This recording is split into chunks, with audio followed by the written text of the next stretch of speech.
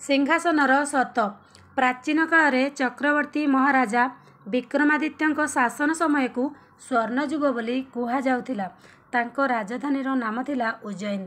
तांकर त्याग निष्ठा कर्तव्यपरायणता वीरत्व साहस बलिदान धर्मधारणा न्याय परोपकार सहिष्णुता गुणग्राहिता बंधु बत्सलतार पटांतर नहीं। अमित जश गौरवर अधिकारी महाराज विक्रमादित्य जो सिंहासन आरोहण करथिले तार नाम थिला 32 सिंहासन। सेथिरे सुना एवं मूल्यवान रत्नखचित 32टी पुतलिका बा कंढेई खंजा जाइथिला। कालक्रमे ताहा भूगर्भरे लुकायित हो जाइथिला।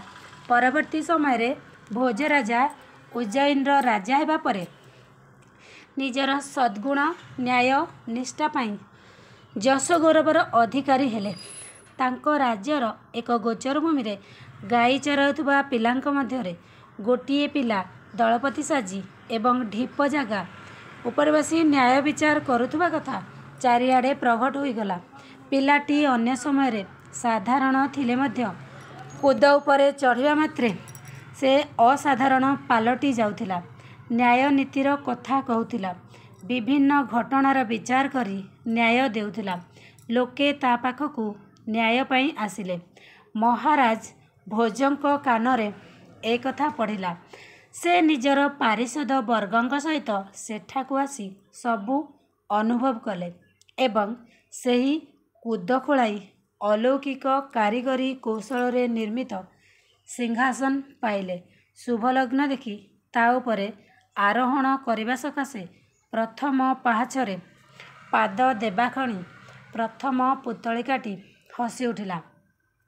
से महाराज भोजंकु एक प्रश्न पचारिला एवं कहिला जे आपण जदि महाराज विक्रमादित्य समकक्ष कौनसी गुणर अधिकारी होइथिबे ए सिंहासन आरोहण करि पारिबे।